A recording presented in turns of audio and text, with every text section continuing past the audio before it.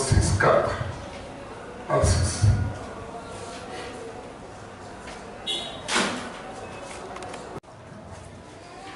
Or, nous savons avec précision, par la parole consignée par le Saint-Esprit, Par la parole donnée par le Saint-Esprit. comment l'Église primitive, Comment l'église primitive, l'Église de l'origine, l'église de l'origine, l'église de Pentecôte, a été fondée, et comment Dieu se manifestait en elle. Comment Dieu se manifestait dans cette église-là. Amen. Et si nous regardons les églises, comment les églises sont fondées aujourd'hui, nous devons comprendre réellement si cette assemblée vient de Dieu ou si c'est du diable. Seulement la fondation de l'église pour un témoignage que c'est Dieu qui a fait ça. Amen. Une église ne commence jamais par une division. Non. L'église commence par l'évangélisation de la parole de Dieu. Une église ne peut pas venir ici et Dawson prend quelques croyants, Élisée prend quelques croyants. Non, ce sont des divisions. Même s'ils peuvent avoir des millions de personnes, Dieu ne sera pas avec cette église-là. Parce que Paul n'a pas commencé comme ça. Il a commencé par l'évangélisation. Et quand tu vas dans une assemblée, informe-toi comment cette assemblée a commencé. Amen. C'est juste. Amen. C'est ça le fondement. Allons-y, frère. La parole ne peut pas changer ou être altérée. Non. Parce que la parole est Dieu. Jean chapitre 1, le verset 1. Au commencement était la parole et la parole était avec Dieu et la parole était Dieu. En changer une seule parole, comme l'a fait Ève, entraîne le péché et la mort. Comme il est dit dans Apocalypse chapitre 22, du verset 18 au verset 19. Si quelqu'un y ajoute quelque chose, Il sera frappé. Dieu le frappera des fléaux décrits dans ce livre. Et si quelqu'un retranche quelque chose, Que ce soit moi, que ce soit Branham ou Moïse, si quelqu'un ajoute, Dieu n'hésitera pas une seule fois de le frapper. Dieu va le frapper. On ne peut pas ajouter alors. Ce qu'il a dit et ce qu'il a fait avec Paul, c'était ainsi dit le Seigneur. Et chacun de nous doit se mesurer à cela pour voir réellement si le Fils de Dieu ou fille de Dieu. Avec l'église de Paul. Pas l'église de Branham, mais l'église de Paul. Branham ne pouvait pas. Branham Tabernacle est mesuré avec l'église de Fès. Si ça ne correspondait pas, c'est que Branham était faux. Et nous devons prendre notre église ici et comparer avec l'église de Fès. Parce que c'est le modèle que Dieu a accepté. Amen. Et le même reproche qu'il va faire à cette église-là, c'est le même reproche qu'il veut nous faire nous maintenant. C'est que nous devons nous regarder réellement, est-ce que nous marchons conformément comme l'apôtre Paul. Tu dis aux autres que j'écris des messages.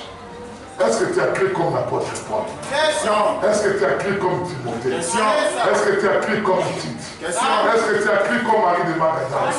Est-ce que tu as écrit comme Marie-Madeleine? Est-ce que tu as écrit comme Évodie? Comme Saint-Tige? Comme toutes tes sœurs-là? Pose-toi la question. Et puis tu vas te donner une réponse. Allons-y, frère.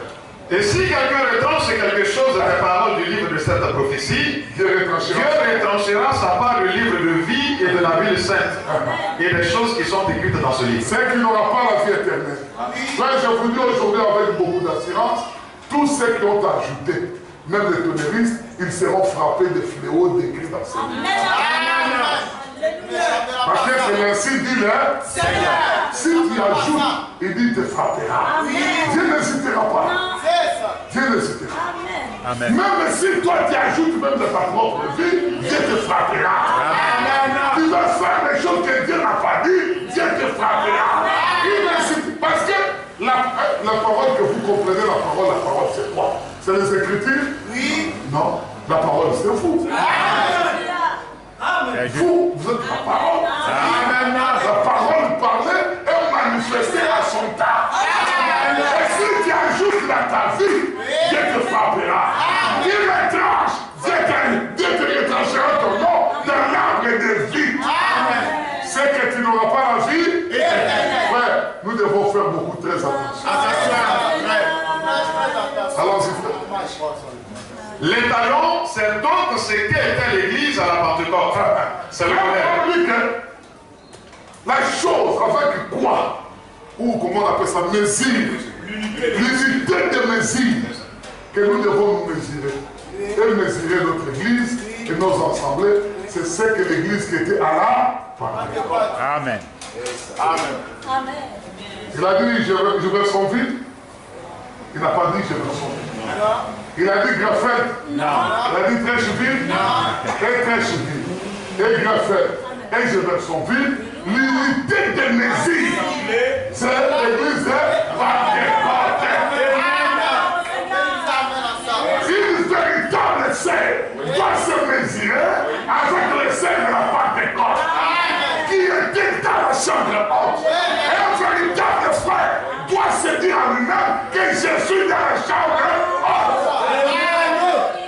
Alléluia. Continue la citation. L'étalon, c'est donc ce qu'était l'église à la Pentecôte, c'est le modèle. C'est le modèle. Il n'y a pas d'autre modèle. Il n'y en a pas. Quoi qu'en disent les érudits, Dieu n'a pas changé de modèle. Ce que Dieu a fait à la Pentecôte, il doit continuer à le faire jusqu'à la fin des âges.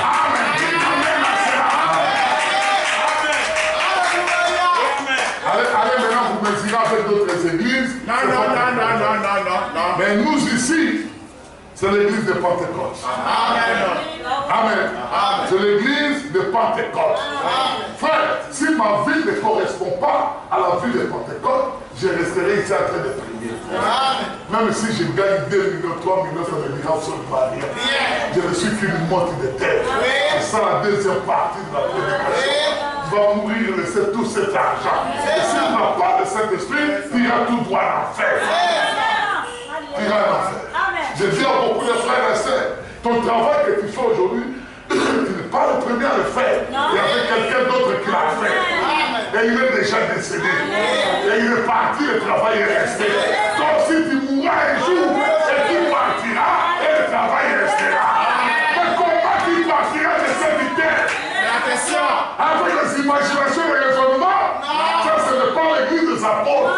L'église des apôtres, ils étaient sûrs qu'ils ont la vie éternelle, car ils recevaient le baptême du Saint-Esprit.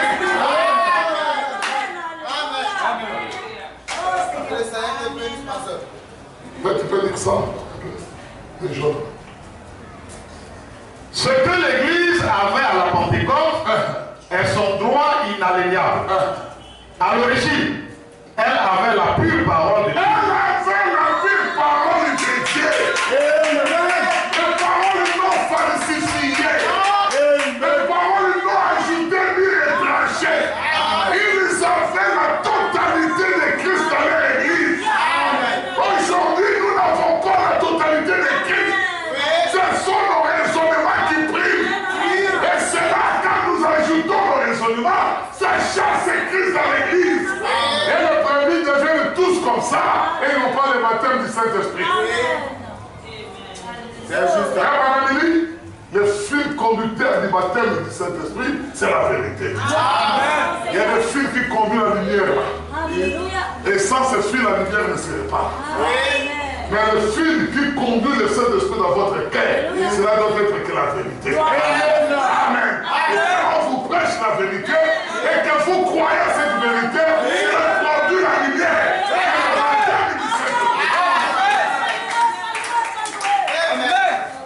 Allons-y, frère. Elle avait la puissance de l'Esprit manifesté. Ils avaient la puissance du Saint-Esprit qui était manifestée. Cela veut dire qui était devenu chair. Donc, et le Saint-Esprit est devenu. Oh, frère, arrête-toi un peu de nous blaguer. Arrête-toi un peu de nous tromper nous-mêmes. Est-ce que nous sommes un avec le Saint-Esprit? Quand tu te regardes là, réellement toi tu es un avec le Saint-Esprit. Que Dieu vous bénisse. Vous allez me dire un jour que non, parce que le pasteur nous avait pas dit la vérité. Je vous dis toute la vérité. Amen. Je vous dis toute la vérité. Amen. Quand vous vous regardez là, quand chacun se regarde, il rentre en lui-même. Est-ce qu'il peut dire que non, moi et le Saint-Esprit, nous sommes un? Non. Mais pourtant, vous attendez l'enlèvement. Mais comment vous attendez l'enlèvement? Dites-moi un peu comment vous attendez l'enlèvement. Les disciples qui avaient le baptême du Saint-Esprit, avec le Saint-Esprit, nous voyons ce qu'ils ont fait. Les tiens et les diacres qui avaient le baptême du Saint-Esprit, nous voyons ce qu'ils ont fait. Ils étaient conduits par les anges. Les anges pouvaient les enlever et les mettre dans la voiture de l'Éthiopien. Et ils prêchent la parole et le l'Éthiopien croit. Et ils baptisent au nom de Jésus-Christ. Où sont ces diacres-là aujourd'hui? Où sont-ils? Montrez-moi dans quelle église on va les trouver. Montrez-moi. Les diacres aujourd'hui, nous n'avons que des ventres. Amen. On ne peut même pas prier même pendant 3 heures du temps. Non. Et on dit que nous sommes dans l'église primitive. Honte à nous. Amen, amen. Honte à Oh, nous. Seigneur, sois loué. Honte à nous. Amen. Honte à nous, je vous dis. Amen, amen. Frère, nous attendons très mal l'enlèvement. Amen. Très mal l'enlèvement. Amen, amen. Le talon de Messie, c'est l'église de Pentecôte. Amen. Gloire au Seigneur. C'est l'église de Pentecôte. Je ne peux pas me tromper moi-même avec mes raisonnements que je partirai à l'enlèvement. Frère, l'enlèvement est une réalité. Dites Amen. Le ciel est une réalité.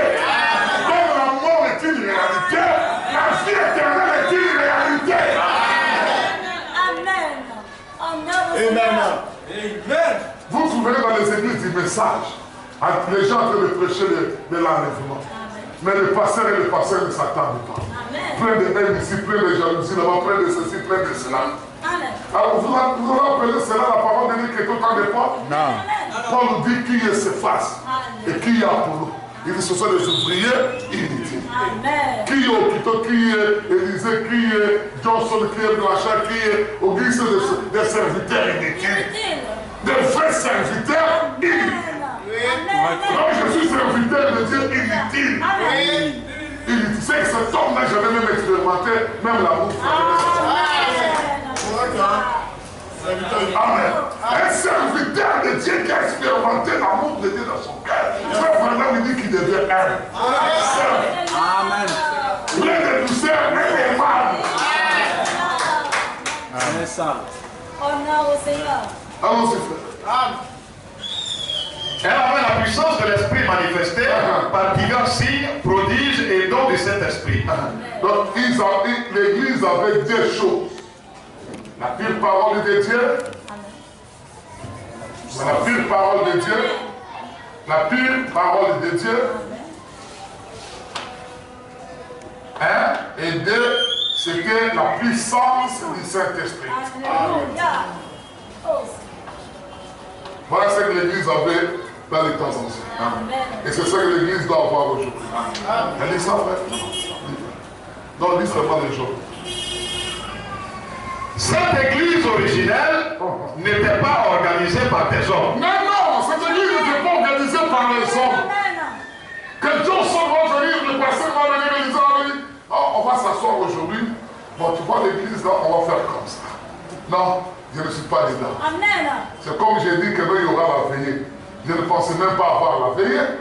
Quelque chose m'a dit non, il faut la veiller. Ceux qui sont prêts, ils viennent. Ceux qui sont prêts, ils restent pour la veille. Ceux qui ne sont pas prêts, ils peuvent partir. Amen. Le Saint-Esprit, lui, il sait pourquoi il a dit ça. Vous comprenez bien? Il sait. Donc on n'est pas organisé. Ah, mais pasteur, pourquoi? Tu as dit qu'il y a consécration et puis tu as changé. Je peux me mettre à genoux, je prie et qu'il me dit qu'il n'y a pas de consécration. Et demain, il dit, ah, l'église n'a pas de consécration. C'est tout. Je me laisse conduire par lui. Comme il était conduit par mes raisonnements, frère, j'ai beaucoup du mal dans mon cœur. D'avoir au moins, l'église ce n'est pas ici. J'ai au moins plus de 3000 âmes dans le monde. qui comptent sur moi pour les emmener au ciel. Et j'ai toujours eu, bon, dire Père, c'est grave. Mais je tremble dans mon cœur. Que si ces hommes-là n'arrivent même pas au ciel, je serai condamné. C'est comme un chauffeur qui conduit la voiture et qu'il a des gens dans sa voiture. Le chauffeur est sous pression parce que la vie de ces hommes dépend de lui. Donc à moindre erreur, il va faire amener les gens à l'enfer ou au ciel dans quelques secondes à cause de l'accident. La même chose avec un prédicateur. Les gens qui se réjouissent d'être le prédicateur, je m'étonne. Parce que Jésus dit que là où 2 ou 3, il fallait seulement 2 ou 3 qui pouvaient croire. Moi, aujourd'hui, nous avons des églises de 7000 personnes. Est-ce que tous ces 7000 croient à la parole? Non. Prenez-moi de nos frères. Allons-y. Elle était conduite par le Saint-Esprit. Elle n'était pas très nombreuse. Non. Ils n'étaient pas très nombreuses. Elle était haïe et méprisée. L'église là n'était pas très nombreuse. Mais qu'est-ce qu'ils avaient? Le monde entier les haïssait. Le monde entier les méprisait. Donc ils portaient un témoignage qui était couronné de la honte. Amen. Est-ce que vous comprenez bien? Si tu crois réellement au Seigneur Jésus-Christ, tu vas porter l'opprobre. Amen. La honte sur toi. Les gens vont se moquer de toi. Les gens vont se mépriser. Les gens peuvent même t'insulter. Les gens peuvent même te rejeter de la société. Tu es devenu quelque chose d'autre. Mais tant que le monde t'aime encore, c'est que tu ne crois pas. Tant que le monde t'aime, tu ne crois pas. Tu ne crois pas l'église. Parce qu'il dit que le monde ne m'a pas aimé. Et il ne vous aimera pas. Comme ils n'ont pas aimé le maître, ils n'aimeront pas aussi. Comme à toi, Jésus, ils n'ont pas aimé. Et Jésus ressuscité est dans ton cœur à toi. Et le monde t'aime.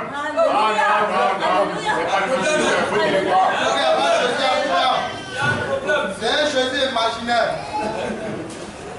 Allons-y, frère. Elle était opprimée. Elle était persécutée à mort. Persécutée à mort. Mais elle était fidèle à Dieu. Malgré la persécution à mort, frère, ils étaient fidèles à Dieu. Est-ce qu'on peut aller encore plus profond? Méchak, Abednego, Shadrach, ils étaient des jeunes gens, peut-être moins âgés que moi. Les rois et les gouvernements ont décrété que vous devrez adorer la statue. Si vous adorez la statue, vous avez tous les privilèges de Babylone. Vous avez tous les privilèges de Babylone. Vous pouvez devenir même des ministres. Le monde sera agréable pour vous. Mais derrière, si vous refusez, c'est la mort. Et ce n'est pas la mort spirituelle. C'était être égorgé et mourir dans cette chair. Frère Méchak, Abednego, Shadrach, ils n'ont pas accepté de désobéir à la parole, mais ils ont accepté de mourir charnellement.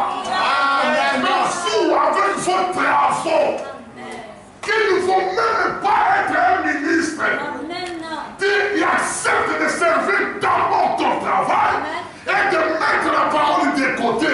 Comment tu peux t'asseoir? C'est la même chaise avec Méchak, Abednego et Shadrach. Comment?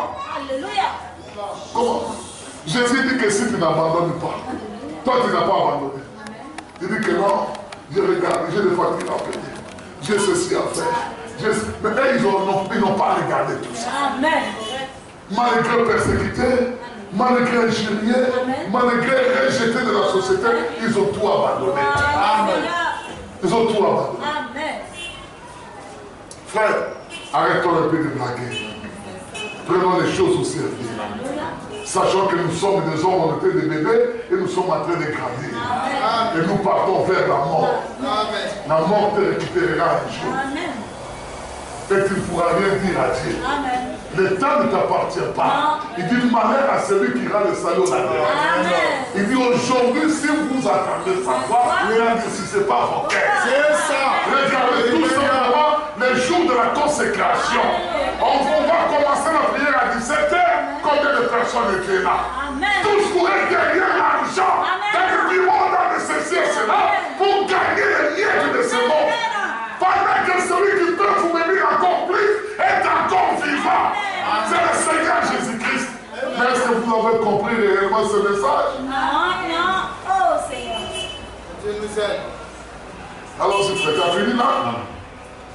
Elle s'en est tenue au modèle original de la parole. Ils savaient tenir au modèle original de la parole. Les jours qu'ils ont eu le baptême du Saint-Esprit, ils ont abandonné leur société.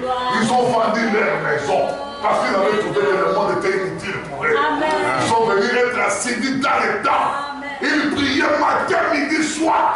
Et Dieu les bénissait. Car ils avaient la promesse de Jésus qui avait dit que les oiseaux du ciel ne sont venus les moissons, mais je les nourris.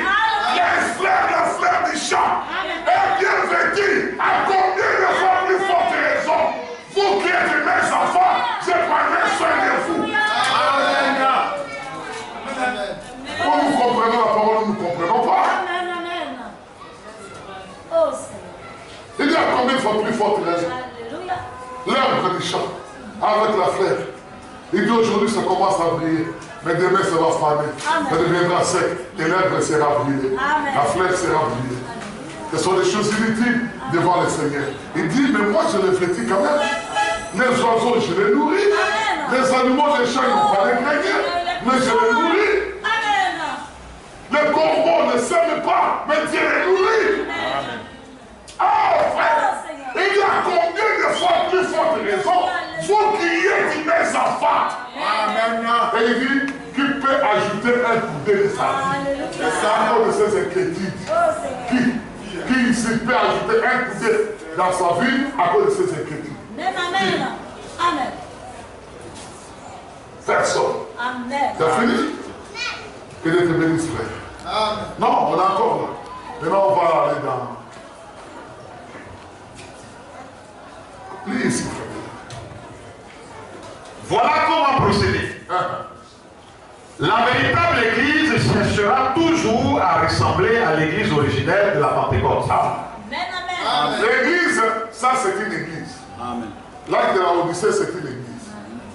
Individuellement, vous êtes des églises. Vous chercherez toujours à ressembler au modèle de la Pentecôte. Amen. Amen. Dites Amen à ça. Amen. Vous devrez chercher à ressembler au modèle de la Pentecôte. Être un avec le modèle de la Pentecôte. La véritable église d'aujourd'hui cherchera à être semblable à l'église primitive du début. C'est bon? Voilà. Si on dit on va lire tout, les frères. Assurons-nous bien qu'il n'y a aucune confusion dans notre esprit en ce moment. Qu'il n'y a aucune confusion dans votre esprit à ce moment. Vous savez pourquoi? Il dit que j'enverrai la parole à son temps et mon peuple ne sera plus dans la confusion. Un peuple de Dieu n'est pas dans la confusion. Il sait ce qu'il fait. Amen. Amen. Il sait ce qu'il fait. Amen. Cherchons donc, si la parole confirme cette affirmation, retournons au livre du commencement, la Genèse. Dans le jardin d'Éden, il y avait deux arbres. L'un était bon, l'autre était mauvais. L'un produisait la vie, l'autre produisait la mort. Voilà. Il y avait deux enfants qui ont fait ça. L'autre produisait la vie éternelle, c'est la parole de Dieu. L'interprétation et le raisonnement produit la mort. Il y avait deux enfants, Caïn et Abel. On passe très bien. Reproche. Cette église qui a vécu comme ça, Dieu va les reprocher maintenant. Reproche.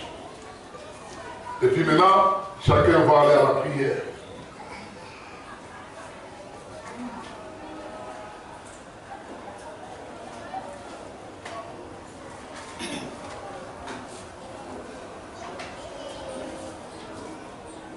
Quoi c'est ça?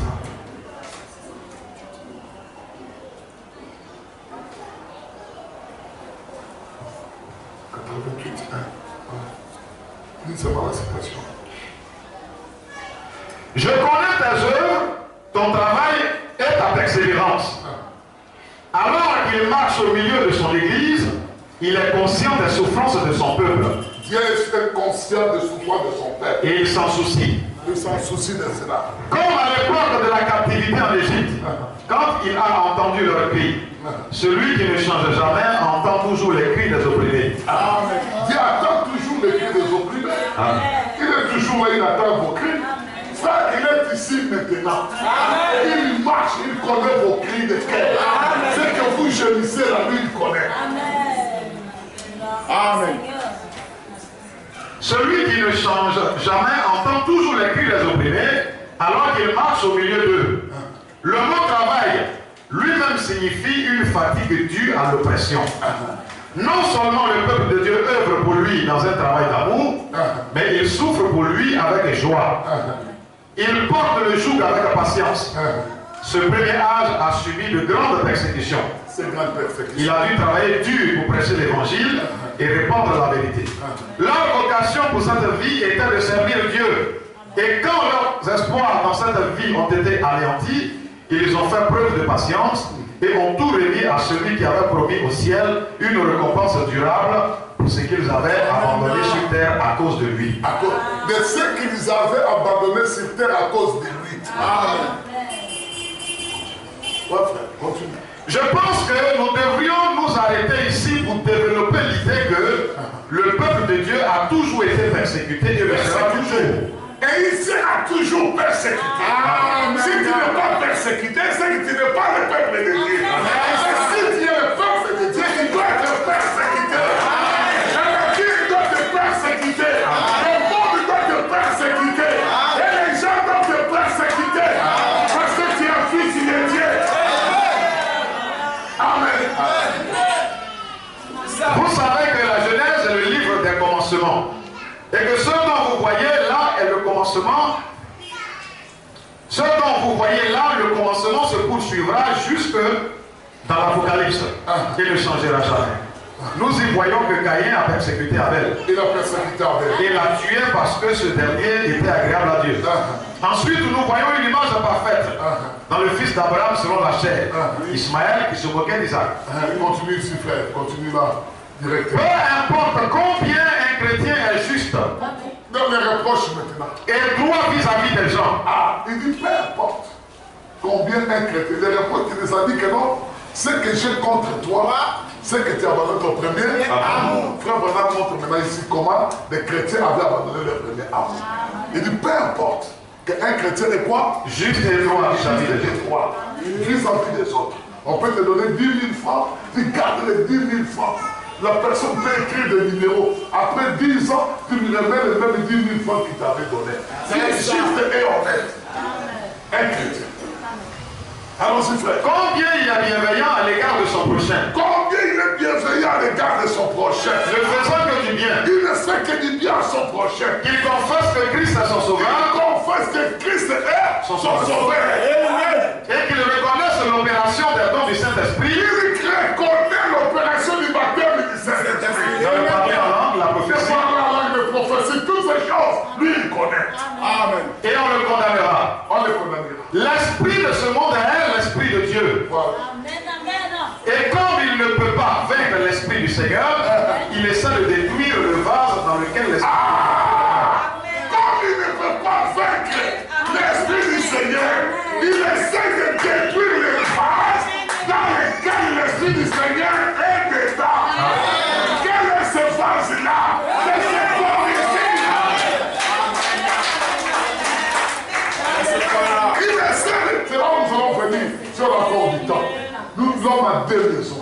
C'est ça, deux maisons. L'homme a deux maisons. L'homme que nous sommes ici, nous avons deux maisons. Ça, c'est la première maison. Et nous avons encore une deuxième. Amen. Amen. Mais dans cette maison, le diable va combattre toujours cette maison. Toujours. Il va chercher à détruire cette maison. Amen. Le diable cherche par tous les moyens à détruire cette maison. Là, on a dit que quand on arrêtait les Juifs, on les remettait dans un dépôt, dans une maison où étaient déjà infectés. Il y avait de toutes sortes de maladies.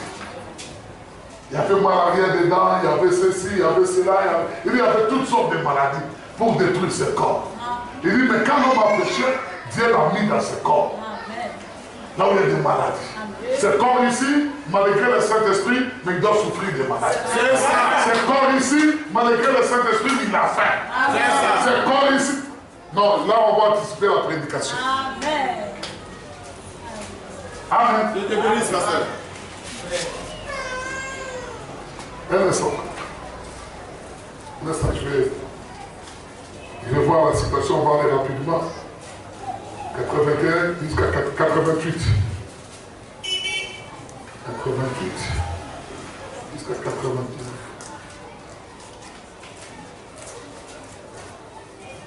Ouais, commence ici. Apocalypse chapitre 2, verset 4. Mais ce que j'ai contre toi, c'est que tu as abandonné ton premier amour.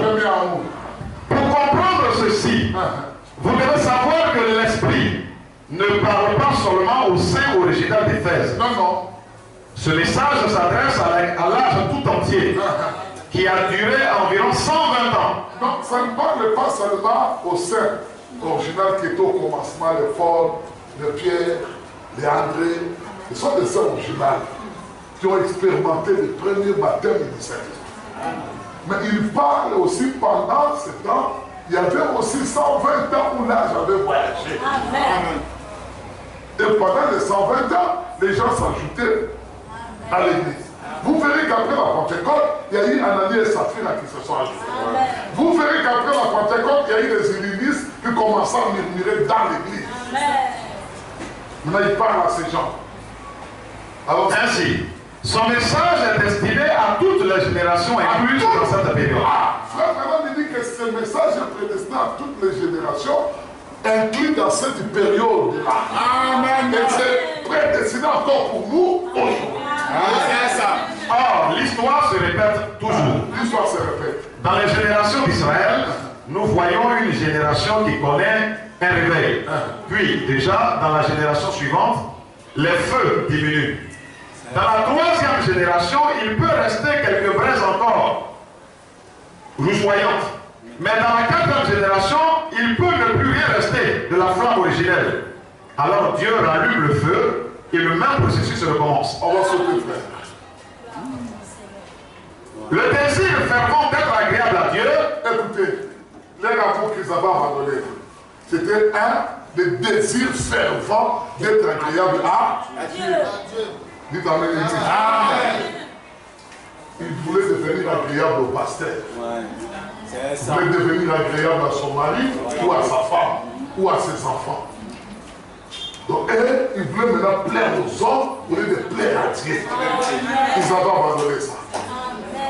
Allons-y, frère. La passion de connaître sa parole. La passion de lire la Bible. Amen. De lire les brochures. Et de complètement perdu dans ces gens-là. Ils ne lisent ni la Bible ni les brochures. Ils n'écoutent même pas les prédications. Il ne peut pas réussir toute la journée. Elle a fait que se promener. Mais il a posé la question à la sœur. A-t-il déjà même lu une citation de Frère Branham? Nada. Elle n'a pas dit. Est-ce que tu t'es consacré même une heure devant la Bible pour lire même un verset biblique? Nada. Nada, c'est en portugais. Amen. Elle n'a pas dit. Un frère peut courir partout, mais il a oublié même sa Bible dans la maison. Et sa Bible, même quand il vient à l'église, il a laissé même sa Bible là, sur le placard. Il vient se rappeler de sa Bible écrite ici. Et tu me diras que ce frère-là, même s'il vient à l'église, mais l'amour de Dieu n'est pas dans son cœur. Véritable amour de Dieu, c'est quand il lit la Bible. Véritable amour de Dieu, c'est quand il lit les brochures. Véritable amour de Dieu, c'est quand il écoute des prédications de William. L'amour, ce n'est pas d'aller à l'éternel et d'écouter la prédication de n'importe quel pasteur. Ils n'ont pas reçu le mandat. Il n'y a qu'une seule personne qui a reçu le mandat, c'est William Mario Branham. Écoutez ces prédications. Mais les gens n'écoutent pas cela. Mais les gens n'écoutent pas cela. Non, les gens n'écoutent pas. La même raison, c'est la musique de Souboulou.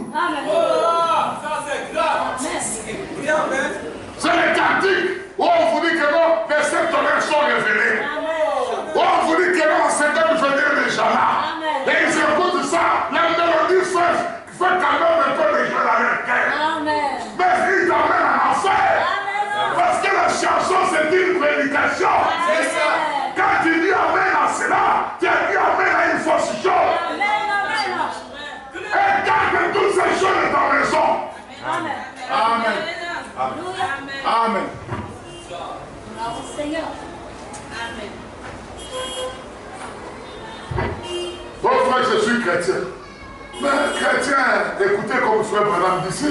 Allons-y, frère, reprends comme ça encore. Le désir fervent d'être agréable à Dieu. Il ne fait pas ça.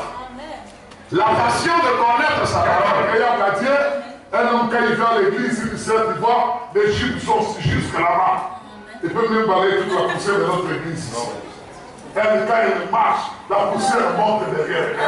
Mais dès qu'elle sort ici, quand quelqu'un la touche, il faut attendre les paroles qui sortent de sa bouche. Elle est agréable dans l'église, mais elle n'est pas agréable avec Dieu, qui l'accompagne partout. Et elle attend l'enlèvement dans cette formation-là. Non, frère, arrêtons. Comment Dieu a dit, il dit que la présence de Dieu non reconnaît. Mais vous reconnaissez ça. Amen. L'espace vide ici, c'est Dieu. Vous reconnaissez. Si tu parles mal, Dieu t'attend. L'espace vide est dans ton cœur.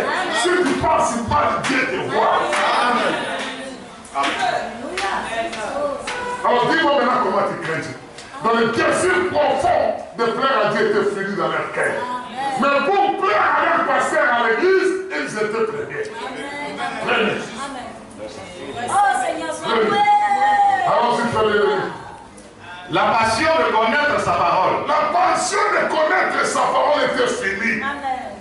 Allons-y, La soif profonde d'entrer dans l'esprit. ça même n'en parlons pas. La soif profonde. Frère, moi je m'étonne que beaucoup de sœurs qui sont ici, il n'y a même pas de parler en langue, même pas de vision, même pas de prophétie, même pas de paroles de discernement. Ils n'ont pas la sorte d'entrer en esprit, d'avoir le baptême du Saint-Esprit dans leur cœur, même les frères qui sont ici. Mais nous devons être vraiment des frères comment avoir la honte sur nous. Parce que nous disons que nous sommes l'église de Pentecôte, mais pas de parler langue, pas de vision. Quelqu'un va t'emmener un songe qui vient de l'enfer. À cette nuit, j'ai dormi et Dieu m'a parlé. Mais Dieu ne parle pas seulement dans les songes. Dieu parle aussi par les visions. Dieu parle aussi par les discernements. Dieu parle aussi d'une manière et d'une autre. Arrêtons les choses inutiles. Confions-nous à l'Éternel maintenant. Préservons notre amour. Allons-y, frère. Tout cela commence à s'estomper. Tout cela commence à s'arrêter dans l'église, dans les cœurs des croyants. L'amour d'avoir le baptême du Saint-Esprit s'arrête. L'amour de connaître la parole s'arrête. L'amour d'être agréable à Dieu s'arrête. Ça s'arrête. Ça s'arrête. Amen. Ça s'arrête.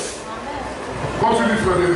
Au lieu d'être enflammé du feu de Dieu, s'est refroidi et est devenu un peu formaliste. Est-ce qu'on peut venir à l'église aujourd'hui? Alléluia! Il se met debout, il saute. Demain, dès qu'il y a des problèmes.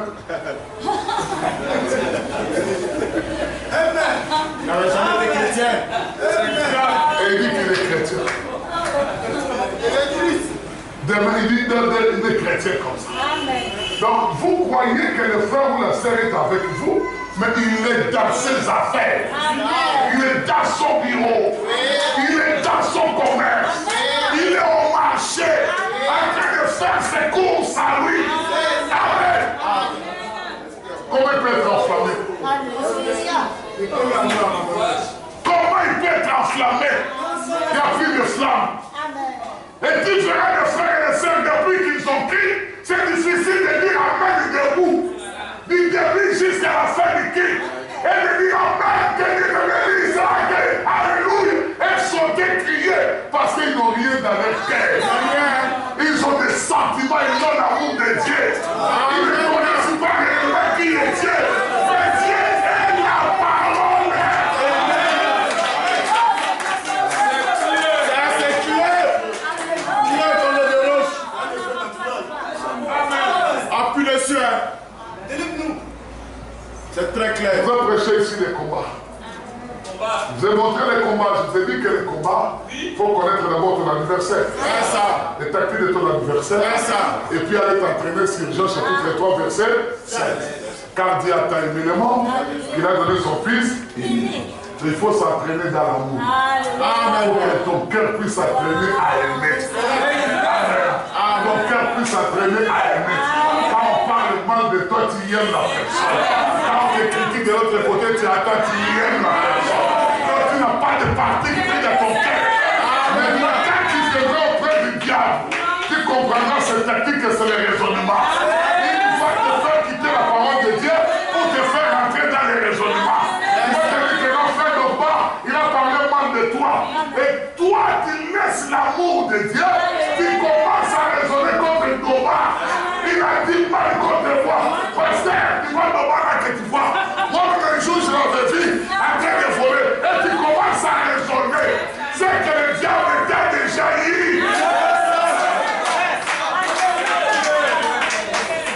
L'accusateur de frère, c'est le diable. Amen. Si tu ne veux pas l'accuser chez moi, tu peux l'accuser dans ton cœur. Parce qu'il y a un vide dans ton cœur. Même le démon a un vide dans son cœur. Et celui qui est dans ce vide-là, c'est Dieu. Amen. Amen. Dieu te bénisse, pasteur. Et nous le très bien. Allons-y, frère. C'est là ce qui était arrivé à ces Éphésiens à l'époque. Ils devenaient un peu formalistes. Ils devenaient formalistes. L'abandon à Dieu disparaissait. Et au lieu de s'abandonner à Dieu, et cela, ça disparaissait. Et devenu, quand tu vois une sœur venir à l'église, l'église est finie.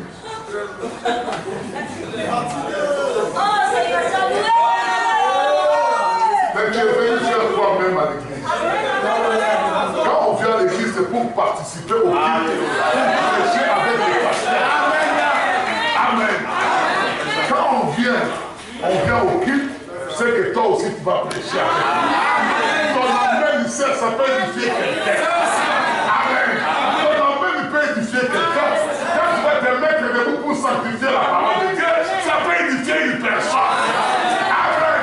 Et la personne peut se demander, cette semaine, la sanctifier avec onction. Seigneur, donne-moi encore l'onction. Comme tu as donné à cette sœur. Et toi, tu es béni. Quand toi, tu viens. C'est grave. Les diacres viennent te réveiller. Et après, le culte est fini. Si vous remarquez, mes chers frères, ce sont des gens, des femmes qui font beaucoup de problèmes à leur mariage. Parce qu'ils n'ont pas l'amour de Dieu.